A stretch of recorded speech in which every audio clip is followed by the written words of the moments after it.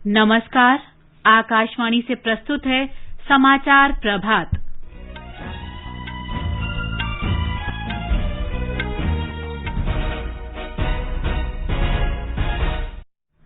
प्रधानमंत्री नरेंद्र मोदी आज fit India संवाद के दौरान तंदुरुस्ती को बढ़ावा देने वाले प्रभावशाली व्यक्तियों और नागरिकों से बातचीत करेंगे। सरकार ने कोविड की स्थिति से निपटने के लिए राज्य आपदा मोचन कोष के इस्तेमाल की सीमा 35% से बढ़ाकर 50% की। रक्षा मंत्री राजनाथ सिंह आज 7 राज्यों और केंद्र शासित प्रदेशों में 43 पुलों का उद्घाटन करेंगे। केंद्रीय रेल राज्य मंत्री सुरेश अंगड़ी का कोरोना संक्रमण से निधन, राष्ट्रपति, उपराष्ट्रपति और प्रधानमंत्री ने शोक व्यक्त किया। G4 देशों ने संयुक्त राष्ट्र में सुधारों की आवश्यकता पर बल दिया और IPL क्रिकेट में मुंबई इंडियंस ने कोलकाता नाइट राइडर्स को 49 रन से हराया।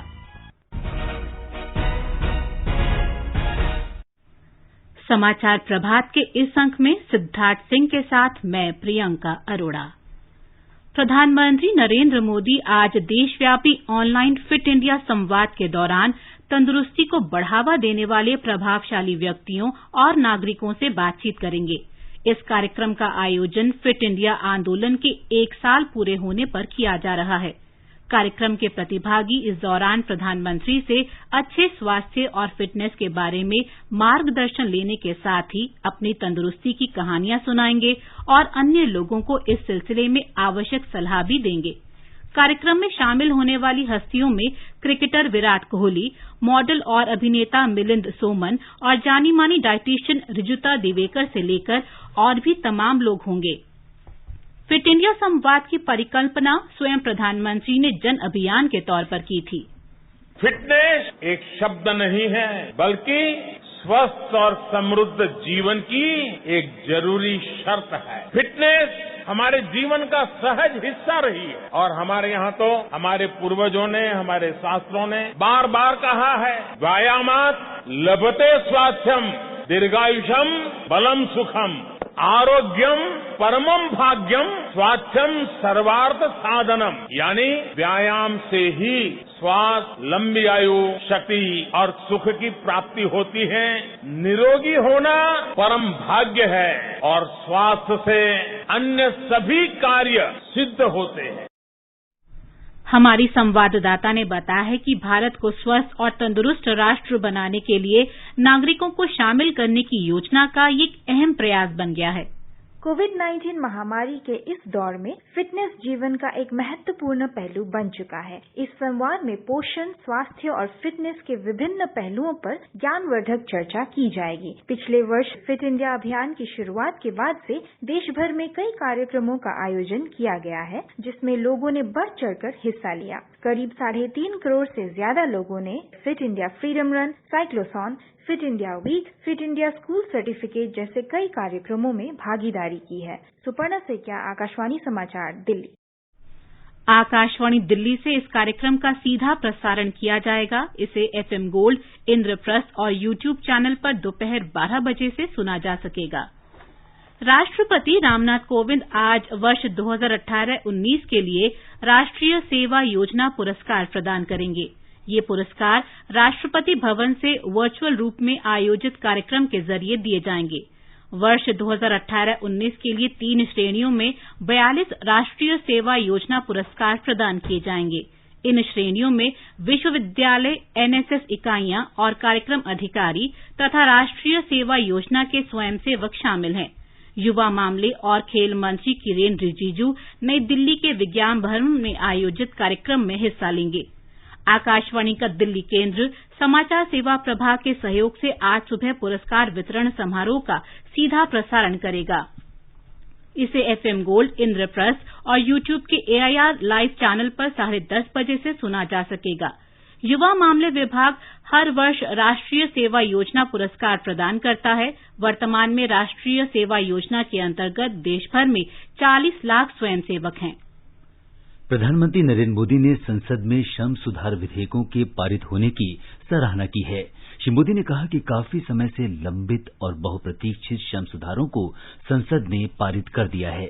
ये सुधार औद्योगिक श्रमिकों का कल्याण सुनिश्चित करेंगे और आर्थिक विकास तेज करेंगे। ये सुधार न्यूनतम सरकार अधिकतम शासन के भी शानदार उदाहरण हैं। प्रधानमंत्री ने कहा कि नई श्रम संहिता न्यूनतम वेतन और मजदूरी के समय पर भुगतान को सर्वव्यापी बनाती है और कामगारों की पेशेगत सुरक्षा को प्राथमिकता देती है। श्री मोदी ने कहा कि ये विधेयक भविष्य की जरूरतों को ध्यान में रखते हुए लाए गए हैं और इनसे उद्यमों को सशक्त बनाया जाएगा तथा लाल फीताशाही और इंस्पेक्टर राज खत्म किए जाएंगे।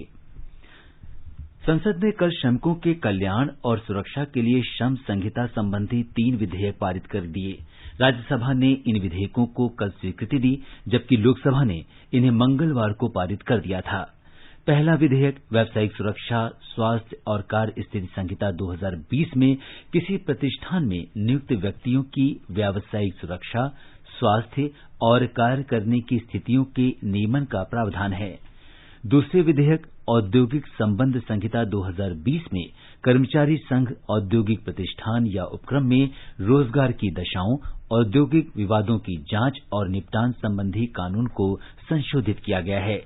तीसरे विधेयक सामाजिक सुरक्षा संहिता 2020 के तहत देश में कर्मचारियों की सामाजिक सुरक्षा संबंधी कानूनों को संशोधित किया गया है। श्रम और रोजगार मंत्री संतोष कुमार गंगवार ने सदन को तीनों विधेयकों के बारे में विस्तार से जानकारी दी। हमारी सरकार सदैव से श्रमेव जयते के सिद्धांत को मानती है तथा एक श्रमिक के जीवन को बेहतर बनाने के लिए सरकार संकल्पित है। इसी उद्देश्य से हम अपने श्रमिकों को वेतन सुरक्षा, काम करने के वातावरण की सुरक्षा, सामाजिक सुरक्षा तथा त्वरित विवाद निस्तारण प्रणाली देने के लिए सदैव प्रयासरत रहे हैं। श्रमयोगी बनाते हुए उनके जीवन को सहज बनाने की कोशिश की जाए और इस उद्देश्य की प्राप्ति के लिए पिछले 6 वर्षों में जो प्रयास किए गए हैं वो हम सबकी जानकारी में है। श्री गंगवार ने कहा कि सरकार ने मजदूरों से विरोध का अधिकार नहीं छीना है। मजदूरों की समस्याओं के सौहार्दपूर्ण समाधान तलाशने के लिए हड़ताल से पहले 14 दिन का नोटिस देने की व्यवस्था की गई है। चर्चा के दौरान सूचना और प्रसारण मंत्री प्रकाश जावड़ेकर ने कहा कि इन ऐतिहासिक विधेयकों से श्रमिकों को न्याय मिलेगा। वेतन सुरक्षा, सामाजिक सुरक्षा, स्वास्थ्य सुरक्षा, तीनों की गारंटी देने वाली ये बिल है। सभी मजदूरों को न्यूनतम मजदूरी मिलेगी, गारंटी। सभी मजदूरों को समय पर वेतन मिलेगा। कहीं 1 तारीख को मिलता, कहीं 5 तारीख को मिलता, कभी महीने के अंत में मिलता। ऐसा आप नहीं कर सकते। समय पर वेतन देना ही पड़ेगा। संसद के दोनों सदन अनिश्चितकाल के लिए स्थगित कर दिए गए हैं। इस तरह से संसद के मानसून सत्र का समापन हो गया है। ये सत्र 1 अक्टूबर तक चलना था, लेकिन कोविड-19 के मद्देनजर इसे समय से पहले समाप्त कर दिया गया। इससे पहले कल लोकसभा में महापत्तन प्राधिकरण विधेयक 2020 पारित किया गया। लोकसभा अध्यक्ष ओम बिरला ने 17वीं लोकसभा के चौथे सत्र के समापन की घोषणा की। लगातार 10 दिन चले इस सत्र के दौरान दोनों सदनों ने 25-25 विधेयक पारित किए। राज्यसभा ने 100.47% कार्य उत्पादकता का कीर्तिमान बनाया, जबकि लोकसभा में कामकाज की उत्पादकता 167% रही, जो अब तक की सर्वाधिक उत्पादकता है। प्रधानमंत्री नरेंद्र मोदी ने कहा है कि कोविड की स्थिति से निपटने के लिए राज्य आपदा मोचन कोष का इस्तेमाल करने की सीमा 35% से बढ़ाकर 50% कर दी गई है। उन्होंने कहा कि इस निर्णय से राज्यों को कोरोना वायरस से निपटने के लिए अधिक धन मिल सकेगा। 6 राज्यों और 1 केंद्र शासित प्रदेश के मुख्यमंत्रियों के साथ वीडियो कॉन्फ्रेंस के माध्यम से बातचीत में श्री मोदी ने कहा कि कोविड से निपटने के लिए स्वास्थ्य सुविधाओं को और मजबूत करने की आवश्यकता है। इन राज्यों और केंद्र शासित प्रदेशों में आंध्र प्रदेश, महाराष्ट्र, कर्नाटक, पंजाब, तमिलनाडु, उत्तर प्रदेश और दिल्ली शामिल हैं। प्रधानमंत्री ने कोविड के खिलाफ कार्रवाई और प्रबंधन की तैयारी की समीक्षा की।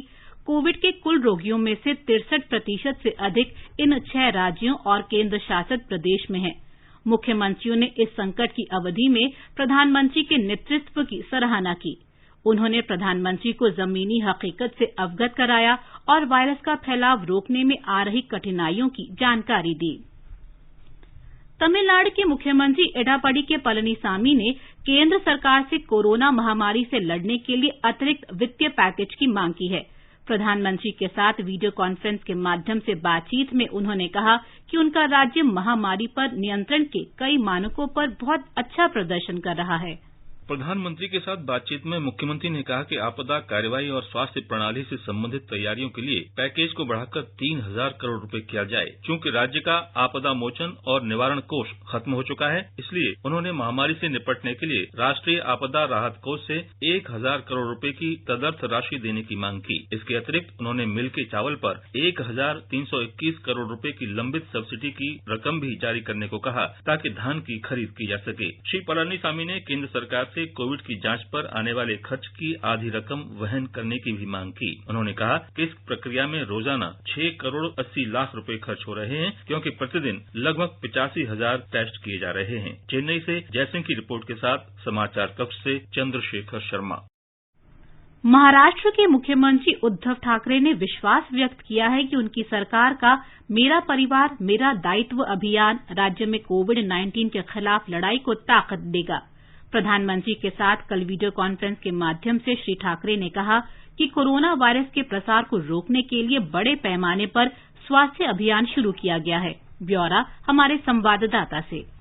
15 सितंबर तक शुरू किया गया मेरा परिवार मेरा जिम्मेदारी अभियान महामारी के नियंत्रण के लिए प्रभावी स्वास्थ्य शिक्षा पर आधारित है। यह 2 चरणों सितंबर और अक्टूबर में फैला हुआ अभियान के माध्यम से 2.25 करोड़ परिवारों तक पहुंचने का लक्ष्य है। मुख्यमंत्री ने कहा कि इस अभियान के लिए 59,000 स्वास्थ्य कर्मियों का दल बनाया गया और अब तक 26% घरों को इसके तहत कवर किया गया है। कोविड के बारे में सार्वजनिक जागरूकता पैदा करने के अलावा अभियान में रोगियों के समुचित उपचार के बाद लक्षणों की पहचान करने के लिए स्वास्थ्य जांच करने की परिकल्पना की गई है। ठाकरे ने पीएम को बताया कि उनकी सरकार महाराष्ट्र के ग्रामीण इलाकों में टेली आईसीयू प्रणाली स्थापित करने की प्रक्रिया में है और संक्रमण से उभरने वाले लोगों के लिए कोविड देखभाल केंद्र भी बनाएगी। देवप्रिय भट्टाचार्य जी, आकाशवाणी समाचार, मुंबई। ये समाचार आकाशवाणी से प्रसारित किए जा रहे हैं। समाचार प्रभात में आपका फिर स्वागत है। आगे बढ़ने से पहले एक नजर फिर से मुख्य समाचारों पर। प्रधानमंत्री नरेंद्र मोदी आज फिट इंडिया संवाद के दौरान तंदुरुस्ती को बढ़ावा देने वाले प्रभावशाली व्यक्तियों और नागरिकों से बातचीत करेंगे।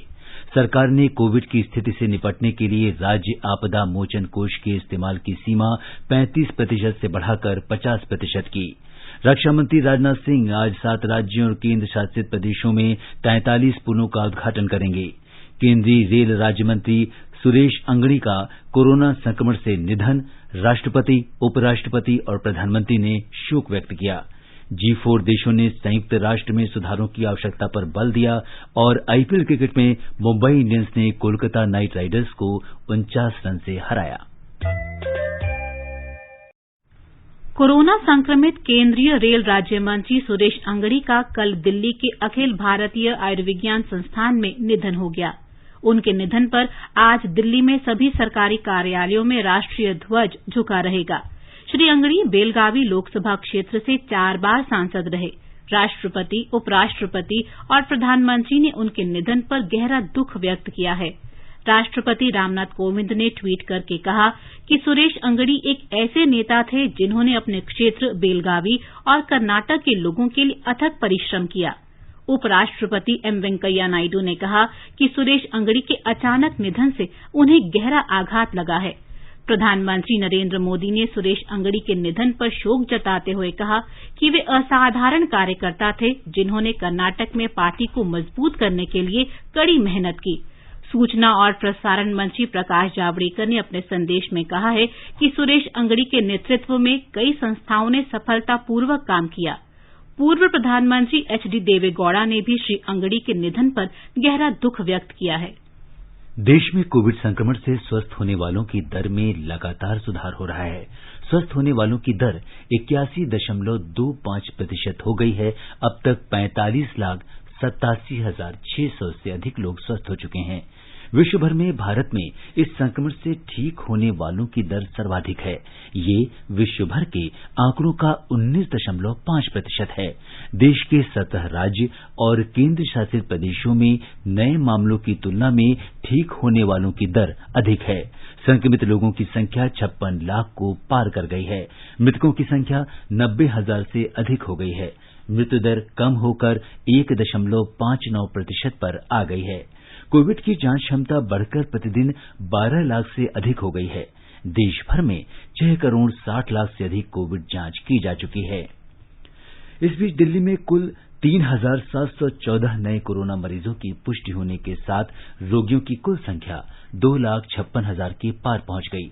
दिल्ली सरकार ने कहा है कि 2,20,000 से अधिक लोग अभी तक स्वस्थ हो चुके हैं। कल 4,465 मरीज स्वस्थ हुए और 36 की मौत हो गई। राजधानी में कोरोना से मरने वालों की संख्या 5,087 तक पहुंच गई है। गुजरात में पिछले 24 घंटे में कोविड-19 के 1,372 नए मामले सामने आए। राज्य में कोरोना संक्रमित लोगों की संख्या अब 1,27,541 पर पहुंच गई है।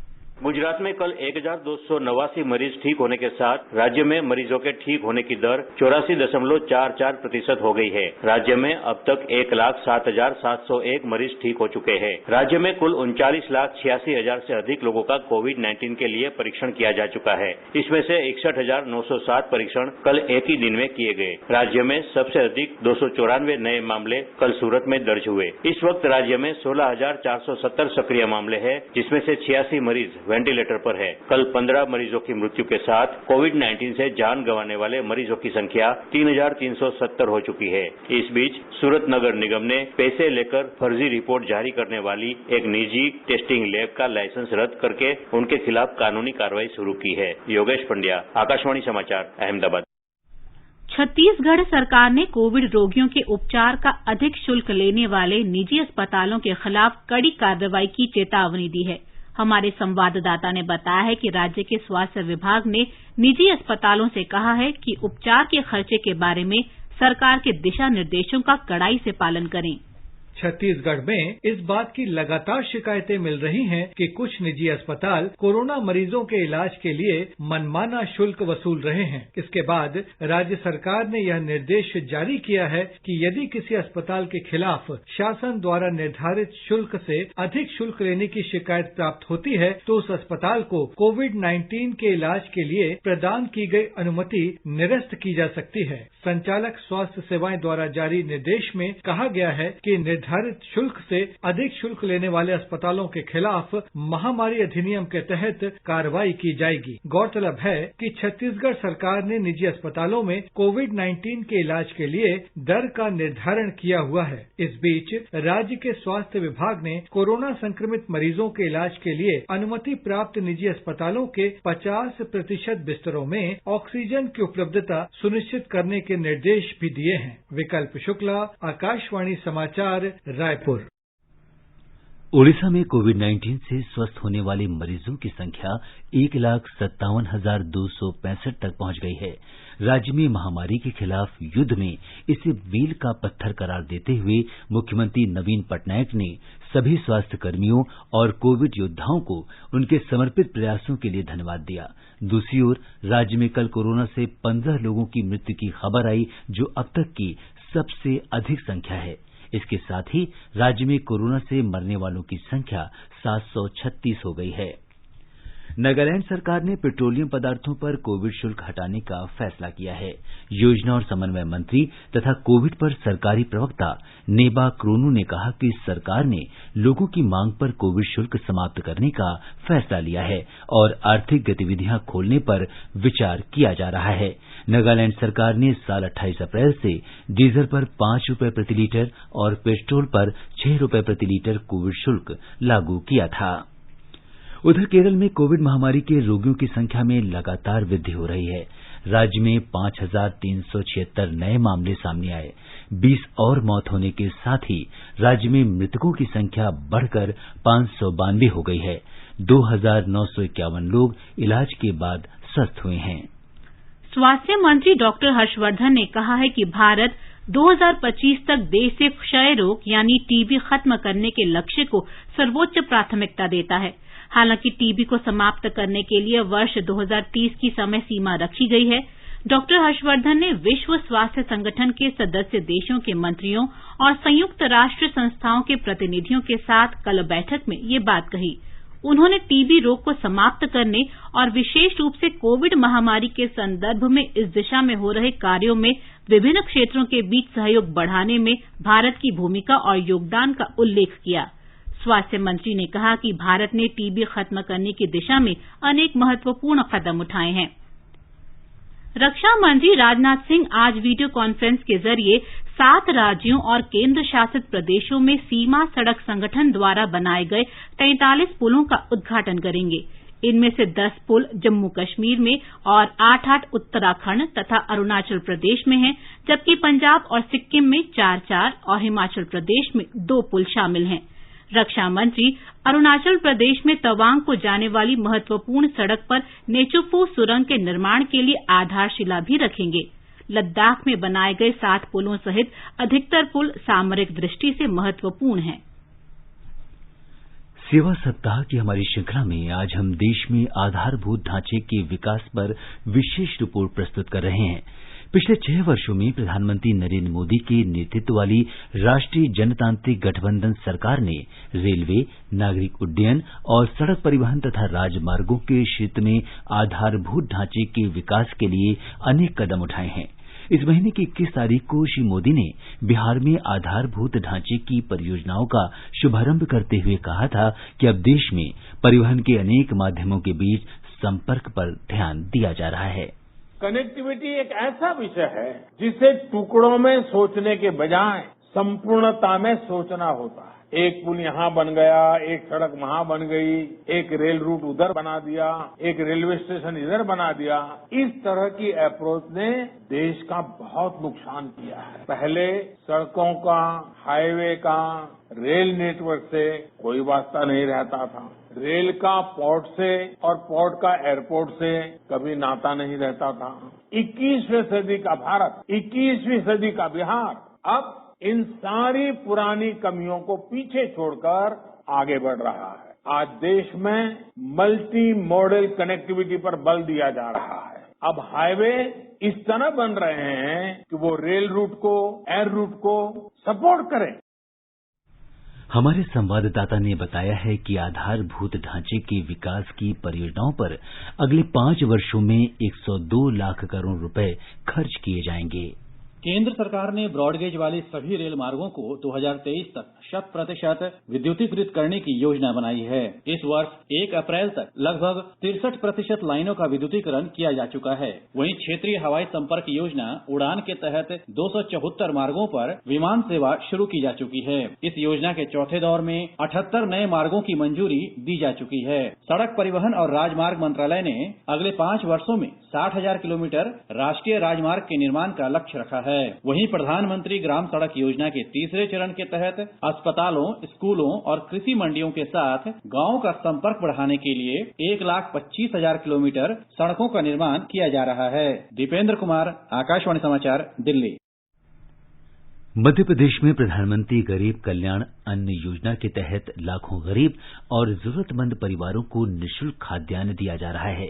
राज्य के खंडवा जिले में भी बड़े पैमाने पर आम लोगों को इसका लाभ मिल रहा है। एक रिपोर्ट। खंडवा के जिला खाद्य और आपूर्ति अधिकारी आर.के. शुक्ला ने बताया कि प्रधानमंत्री गरीब कल्याण अन्न योजना के तहत अप्रैल माह से अब तक खंडवा जिले में करीब 2.5 लाख परिवारों को निःशुल्क खाद्यान्न दिया जा रहा है। हमारे जिले के लगभग 49 परिवार हैं। इन्हें प्रति माह जो अप्रैल से अगस्त तक की अवधि में 7 किलो गेहूं और 3 किलो चावल, कुल 10 किलो प्रति सदस्य एवं प्रति परिवार 1 किलो दाल के मान से इनको अभी तक वितरित किया जा रहा है। आत्मनिर्भर भारत योजना के तहत 700 परिवारों को भी निःशुल्क खाद्यान्न मिल रहा है। गरीब कल्याण अन्न योजना से हितग्राही भी काफी खुश हैं। मेरा नाम नर्मदा प्रसाद। केंद्र सरकार ने गरीब कल्याण योजना चलाकर हम जैसे लोगों को विपरीत परिस्थितियों में सरकार ने हमारी मदद की है। मेरा नाम चंपालाल यादव है। प्रधानमंत्री मोदी जी ने जो एक कदम उठाया गरीबों के लिए अनाज का निःशुल्क, बहुत अच्छा मतलब इससे फायदा हुआ। खंडवा में 14,868 परिवार ऐसे भी थे जिनके पास राशन कार्ड नहीं है। साथ ही 10,000 से ज्यादा परिवारों के पास पात्रता पर्ची नहीं थी, पर उन्हें भी इस योजना के तहत निःशुल्क खाद्यान्न मिल रहा है। खंडवा से हीरालाल लोंगरे के साथ संजीव शर्मा, आकाशवाणी समाचार, भोपाल। G4 देशों भारत, जर्मनी, ब्राजील और जापान के विदेश मंत्रियों ने संयुक्त राष्ट्र में सुधारों और इस संगठन के निर्णायक निकायों को समकालीन आवश्यकताओं के अनुरूप विकसित करने की आवश्यकता पर बल दिया है।